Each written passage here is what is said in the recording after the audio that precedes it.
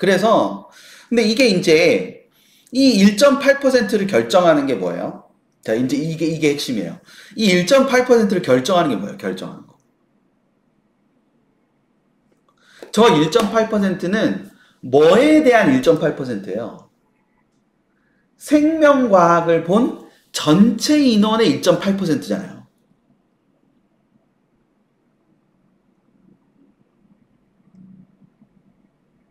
다시. 그러니까 저 1.8%, 옆에 있는 2.07%, 요거는 다 생명과학의 응시 인원의 1.8%, 지구과학의 응시 인원의 2.07%잖아요. 근데 만약 저 맨 꼭대기에 있는 애들의 숫자는 똑같은데, 저 꼭대기에 있는 애들의 숫자는 똑같은데 생명과학 응시 인원이 늘면 저 비율이 어떻게 되죠?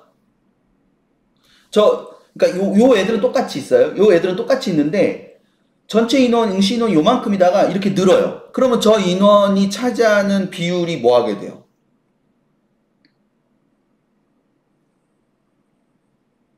그쵸? 비율이 줄죠. 비율이 주니까 여기 등급 컷이 조금씩 뭐 할 수 있어요? 내려갈 수 있죠.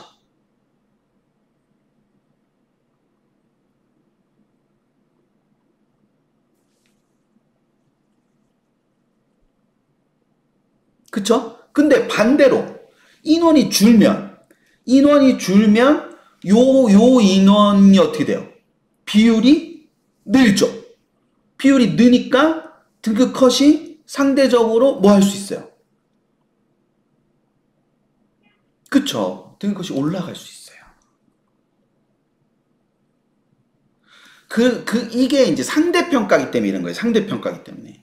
상대평가기 때문에 그 상대평가이기 때문에 이런 상황이 발생할 수밖에 없어서 그 응시단의 규모나 질 자체가 굉장히 중요한 부분이 될 수 있다는 거죠.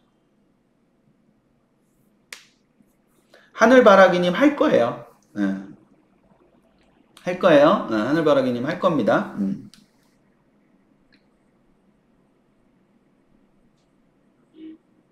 응시인원을 왜 자꾸 얘기하느냐? 응시인원을 얘기하는 게 저런 것 때문입니다. 수능 때 왜 엄마들이 수능 원서 접수 해가지고 가서 봐야겠다 이런 얘기 하는 게 이런 것 때문에 그런 거예요. 되셨나요? 진짜 슬픈 얘기잖아요. 우리의 선택 과목의 응시 인원이 줄어들까봐 그렇게 하겠다 이게.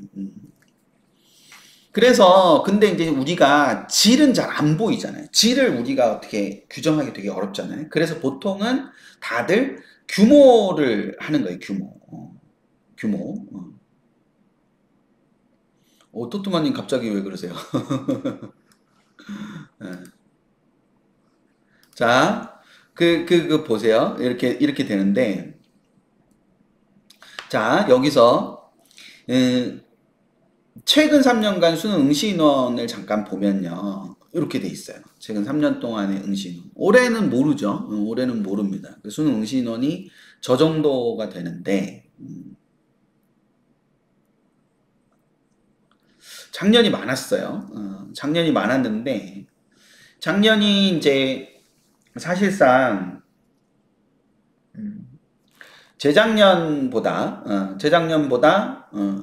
재학생 인원도 많았어요. 재학생 인원도 많아서 결과적으로 보면은 졸업생이 굉장히 증가할 거다라고 얘기했지만 졸업생은 3,000명이 늘었고요.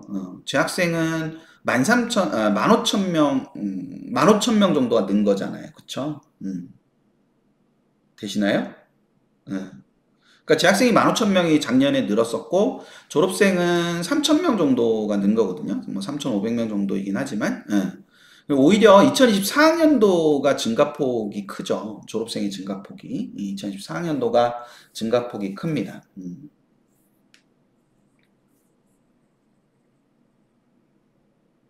되시나요? 근데 여기서 이제 하나 그냥 재미로 한번 볼게요. 재미로 보면은 이렇게 요거 있죠, 요거. 이게 접수 인원이에요. 그러니까 수능 접수 인원은 50만 명대잖아요. 50만 명 밑으로 떨어진 적이 한 번도 없었어요. 50만 명 밑으로 한 번 떨어진 적이 없었는데 수능 응시 인원은 40만 명 선이잖아요. 그쵸? 그러니까 저기 이제 여기서 여기를 빼면 결시자가 나오는 거예요.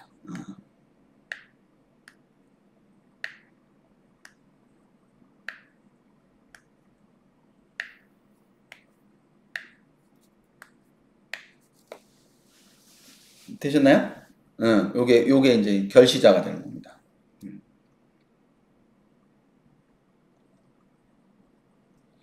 결시를 잘 보시면은 꽤 많은 인원이 결시를 합니다. 이게 지금 작년과 같은 경우도 보면 52만 2,670명인데 46만 명이 시험을 봤으니까 6만 명 정도가 안 본 거잖아요. 6만 명 정도 안 본 거니까 10%가 조금 넘죠. 10%가 조금 넘는 그런 정도의 인원이 해마다 안 본다. 이렇게 생각을 해볼 수 있죠. 네. 그래서 그러면 10만 명 정도가 사라지니까 그러니까 6만 명 정도가 이렇게 사라지니까 10%가 사라지는 거잖아요. 11%가 사라지는 거는 1, 2등급이 사라지는 거예요. 근데 1, 2등급이 사라지는 걸 수도 있고요. 8, 9등급이 사라지는 걸 수도 있잖아요. 11%가 빠지는 게 8, 9등급이 빠지는 걸 수도 있어요. 그럼 8, 9등급이 빠지면 누군가는 9등급을 해야 되잖아요. 그러면 성적이 밑으로 뭐 하게 됩니까? 내려가게 되죠. 아니 공포심이 아니고 그냥 현상을 말씀드리는 거예요. 예, 공포심을 가지시면 안 돼요. 결시가 11%라는 거는 다 시험을 보면 8, 9등급에 해당하는 비율이 아까 4%, 7%였으니까 합치면 11%잖아요. 그럼 8, 9등급의 친구들이 사라지는 거예요. 그럼 누군가는 내려가서 9등급을 하고 누군가는 내려가서 8등급을 하는 거 아닙니까? 그럼 그 친구 자리가 비니까 그 친구가 만약에 7등급이었는데 8, 9등급을 한다. 그럼 그 7등급 자리가 비니까 위에 있던 친구가 또 내려오는 거잖아요.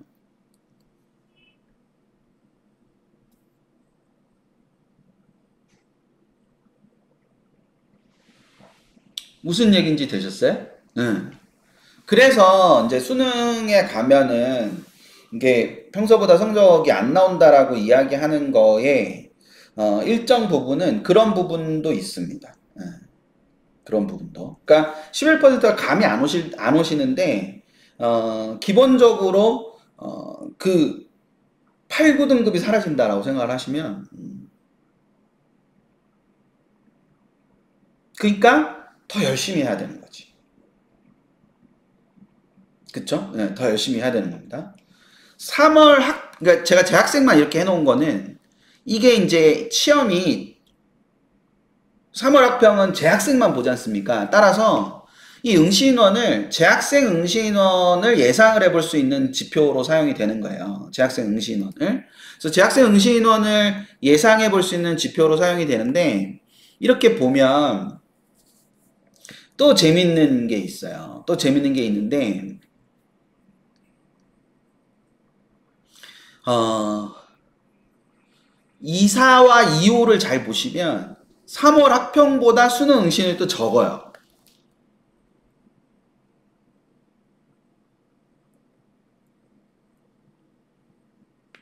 그러니까 나중에 뒤에 가면은 3월 학평은 받지만 수능은 불필요한 애들이 있는 거예요.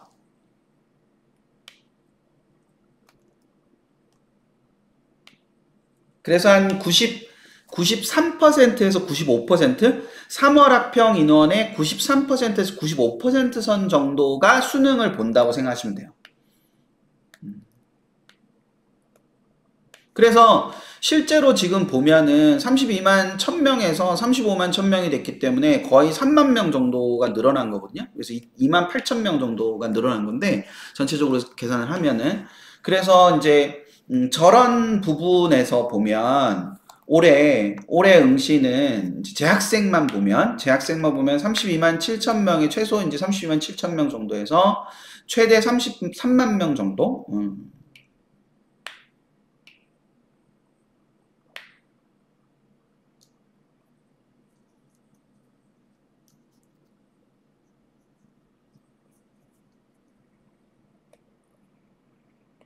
저 정도로 예상할 수 있습니다.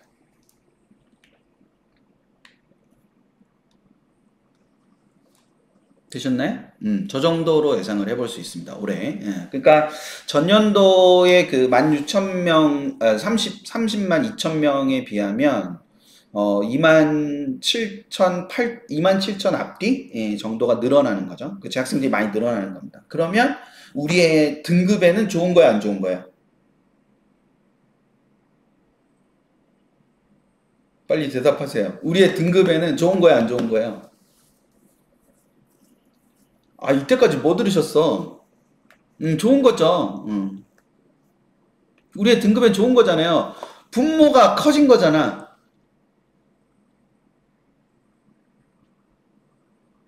그쵸? 등급엔 좋은 거지. 등급엔 좋은 거예요. 그러니까 마음 놓고 공부만 하면 돼. 공부를 안 해서 문제지.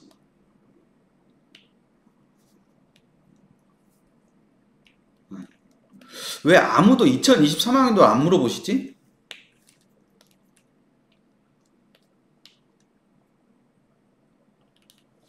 2023학년도 숫자 이상하지 않아요? 아니 무조건 뭐 수시에만 좋진 않아요. 정시에도 나쁘진 않죠. 점수가 안정적이니까요. 음. 팬더님? 예, 예.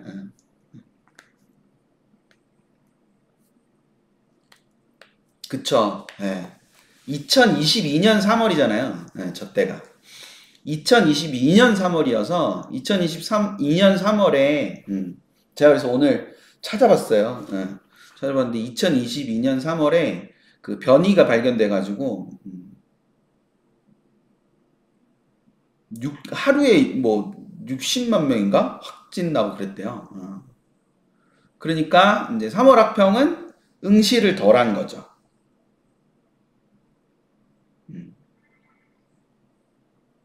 응시를 덜 한 겁니다. 그 응시를 덜 하고 이제 수능에 가면 예, 그때입니다. 그래서 저 통계 내다가 왜 이러지? 막 이래가지고 막 검색하고 막 2022년 3월에 무슨 일이 있었니? 막 검색하고 막 이제 저게 이제 온라인 응시는 채점할 때 안 들어가니까 채점할 때 안 들어가니까 응시인원에 빠지죠. 예, 응시인원에 빠지면서 저런 결과가 났다라고 생각을 해주시면 됩니다. 되시겠죠? 예, 예. 자, 그렇게 됩니다. 근데 이제 국어하고 수학은 이제 요렇게 차이가 있었어요. 차이가 있었는데 국어하고 수학은 좀 다른 게 국어하고 수학은 화법과 작문을 따로 내고 언어와 매체를 따로 성적을 내지 않아요. 그러니까 국어 전체로 냅니다. 국어 전체로 내기 때문에 응시 인원이 저렇게 바뀌는 거는 그냥 저런 흐름이 있다. 그래서 전체 인원은 여기 이제 화법과 작문이 3만 1000명이 늘었고 언어와 매체는 1400명이 줄었으니까 3만 명 정도 는 거잖아요. 그러니까 국어 응시인원 자체가 3만 명 정도가 는 거기 때문에 뭐 그 부분을 크게 막 그러실 필요는 없어요. 여기도 지금 보시면 여기 옆에 그 보시면은 이제 수학도 확률과 통계는 35,961명이 늘었고 미적분하고 기하를 합치면은 5,800명 정도가 줄었잖아요. 5,800명 정도가 줄었으나 3,500명 정도가 35,900명 정도가 늘었으니까 결과적으로 생각하면 3만 명 정도가 또 는 거예요. 늘어난 겁니다. 그러니까 국어하고 수학은 어차피 성적 점수를 매길 때 얘네를 합쳐서 그러니까 합법과 작문이랑 언어와 매체를 합쳐서 합친 인원을 가지고 34만 9천 명을 가지고 이렇게 인원을 계산을 하는 거기 때문에 이거는 이제 그런 경향이 있다. 그러니까 합법과 작문을 선택하는 아이들이 늘고 있고 확률과 통계를 선택하는 아이들이 늘고 있다라는 그 부분만 볼 수 있는 거예요. 근데 문제는 이제 어디에 있냐면은 과목별로 탐구는 과목별로 뭘 매겨요. 탐구는 과목별로 등급을 매기잖아요. 그쵸? 예, 점수를 매기잖아요. 예, 과목별로 점수를 매기다 보니까 이런 부분에 문제가 생길 수 있는 거죠. 그러니까 생활과 윤리나 사회문화 같은 과목은 인원이 많이 늘었잖아요. 그쵸? 예, 여기 보시면 2만 6천 명, 2만 3천 6,600명, 그리고 사회문화는 46,083명이 늘었어요. 전체 수험생이 3만 명 정도가 늘었는데 그 3만 명 정도가 늘어난 상황에서 사회문화를 4만 6천 명이 늘었으니까 그러면 사회문화는 그 인원보다 훨씬 더 많이 는 거잖아요. 그리고 과학탐구는 전체 인원이 늘었음에도 불구하고 인원이 뭐한 상황이에요. 줄어든 상황이죠. 예, 줄어든 상황이기 때문에 그러니까 이 밑에 보시면 탐구를 응시하는 인원 자체가 3만 명 정도가 늘었는데 사실상 이제 3만 명이 는 거에는 두 과목 응시하는 애들이 다 들어갔으니까 사실 전체적으로 는 거는 한 16,000명 정도 늘었다고 봐야 되거든요. 16,000명 정도 늘었다고 봐야 되는데 탐구 응시자가 16,000명 정도 늘었는데 그 16,000명 정도 는 인원들에 비해서 생활과 윤리나 사회문화가 늘어난 인원이 굉장히 많다는 거죠. 그러니까 아이들이 생활과 윤리나 사회문화 쪽으로 많이 쏠림이 있었다. 이렇게 생각을 할 수 있는 겁니다. 특히나 전년도와 대비해서, 그러니까 전년도 인원을 대비해서 보면 사회문화는 30% 정도가 늘었기 때문에 사회문화 쪽으로 굉장히 많이 갔다고 볼 수 있습니다. 그리고 세계지리나 여기 보시면 세계지리나 세계사 쪽으로도 전년 대비 비율상으로 보면 도수로 보면 좀 그렇지만 비율상으로 보면 좀 많이 그러면 이제 결과적으로 사회탐구 전체가 인원이 좀 증가를 하면서 결과적으로 아까 말씀드린 대로 이 상대 점수가 좀 안정성을 띠게 될 가능성이 높아졌다. 근데 여기서 이 한 가지 조심하셔야 되는 부분은 기존의 사회문화와 사회탐구와 과학탐구 중에서 상대평가 점수가 안정성이 높았던 게 어느 쪽이었을까요? 갑자기 다 나가셨나? 자, 다시요.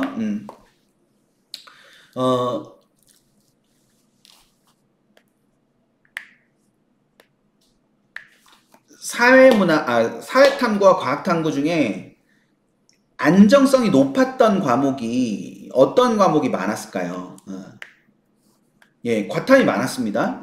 과탐이 많았어요. 과탐이 많았던 게, 그러니까 사탐은 이렇게 막 점수가 뭉태기로 있고 이랬단 말이에요. 근데 이제 사탐으로 애들이 많이 갔어요. 그럼 사탐이 그 안정도가 높아지죠. 그러니까 안정도가 높아지는데 기존의 안정도가 굉장히 불안정한 상태였단 말이에요. 그러니까 불안정한 상태가 안정화되는 거고 과탐의 안정도가 있는데 그 안정도가 인원이 빠지니까 결과적으로 전체 응시 인원 자체가 규모가 줄어들잖아요. 줄어들게 되는 거니까 안정도가 약간 불안해지는 거죠.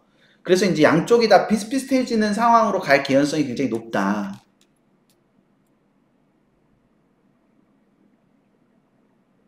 이해되셨을까요? 그러니까 두 개 좀 비슷비슷한 상황으로 갈 가능성이 높아졌다라는 거. 이제 그 부분을 생각을 좀 해두시면 될 것 같습니다. 어느 쪽이 무조건 더 유리하다 그런 건 없어요. 그런 건 없고, 그러니까 이제 사탐의 안정도가 좀 높아진다, 높아지겠다.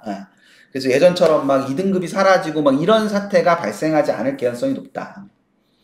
예, 사탐은 2등급이 사라지고 이랬던 적도 있거든요. 그러니까 하나 틀리면 바로 3등급 가고 이런 거죠. 예, 그래서 그런 부분들이 좀 생길 수 있다. 결과적으로는 가서 어떻게 공부하느냐라는 것에 결과적인 부분이 생길 거다라는 거, 이제 그걸 생각을 해두면 되지 않을까 싶습니다.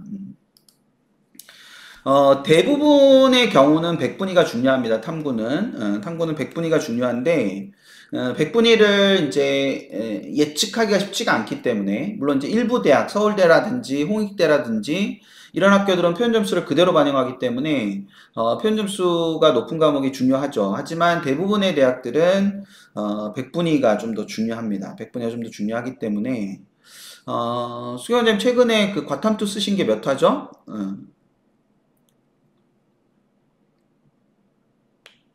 정예훈님 혹시 그 학부모 밴드에 계신가요? 혹시 학생인가요? 정예훈님?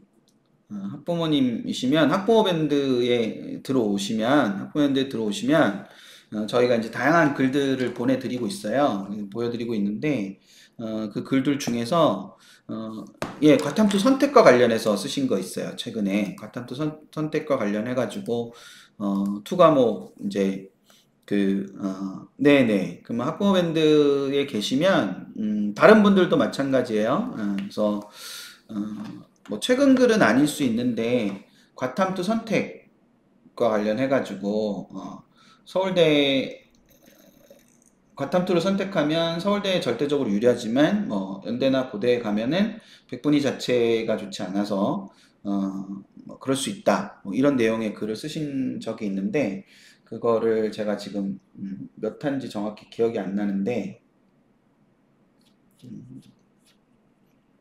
그 글을 한번 보시는 것도 좋을 것 같은데요. 네, 그 글을 오늘 어차피 지금 좀 시간이 많이 가가지고 그거 한번 찾아가지고 보시면 좋겠네요.